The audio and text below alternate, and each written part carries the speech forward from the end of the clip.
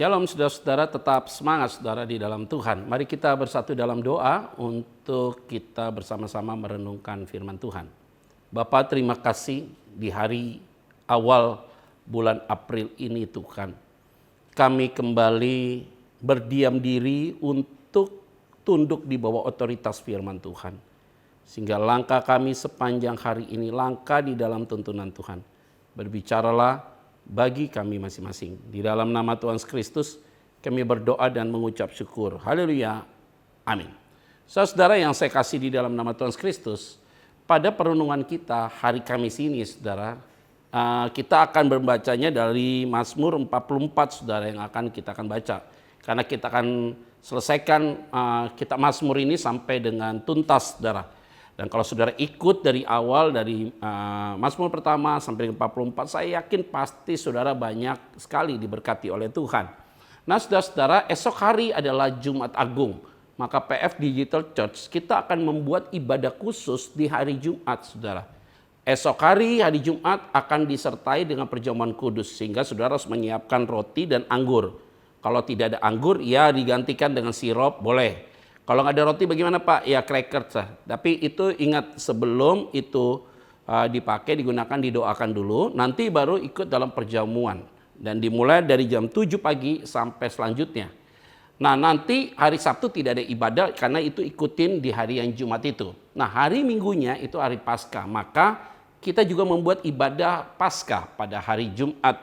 Jadi saudara bisa ikuti dalam satu minggu ini satu paket special event Jumat Agung sampai dengan Paskah. Nah ini penting sekali untuk saudara ikuti bersama-sama. Oke, saudara di dalam Mazmur 44 saudara. Nah di dalam Mazmur 44 ini saya akan bacakan ayat yang kedua dan ayat yang ke-9 saudara. Firman Tuhan katakan demikian. Ya Allah, dengan telinga kami sendiri telah kami dengar. Nenek moyang kami telah menceritakan kepada kami perbuatan yang telah kau lakukan pada zaman mereka. Pada zaman purbakala. Saudara, ini konteksnya adalah jeritan bangsa yang tertindas. Jadi kalau kita melihat pernyataan ini dan coba untuk kita renungkan di dalam kehidupan praktis kita. Kalau kita lahir dari keluarga Kristen saudara. Dan kita sering sekali dengar cerita orang tua kita menceritakan tentang bagaimana mereka ditolong oleh Tuhan. Di dalam kehidupan mereka waktu kita masih kecil. Atau mungkin kita lahir bukan dari keluarga Kristen, tapi sekarang kita sudah menjadi anak Tuhan. Nah kita sering melihat dan kita menyaksikan, mendengar tentang orang menceritakan tentang mukjizat demi mukjizat, saudara. Nah yang paling penting di dalam konteks ini adalah begini, saudara.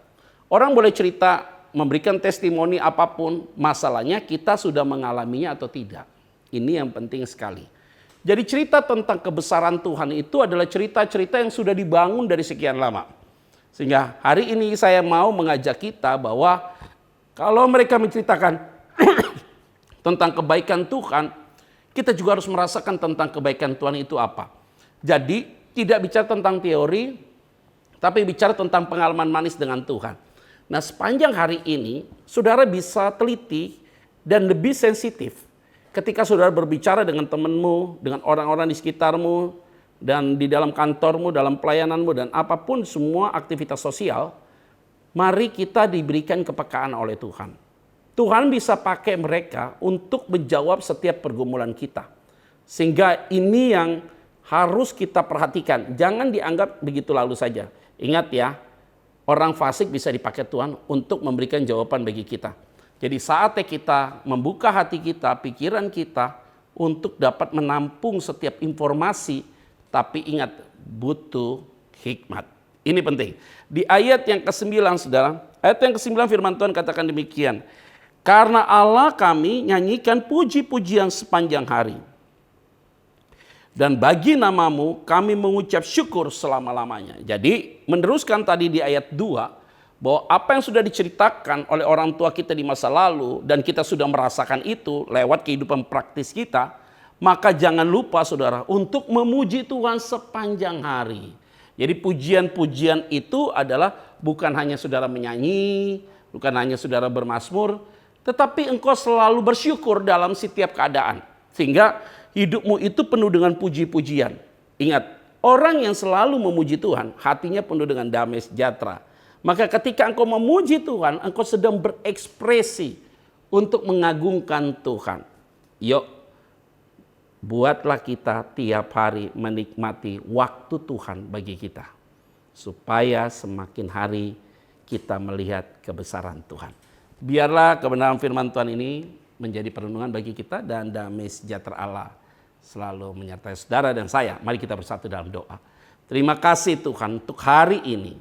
Kami telah merenungkan firman-Mu dan kami punya keyakinan teguh bahwa Tuhan sedang mengajarkan kami tentang nilai-nilai yang baik. Diberkatilah setiap kami masing-masing. Di dalam nama Tuhan Kristus kami berdoa dan mengucap syukur. Haleluya.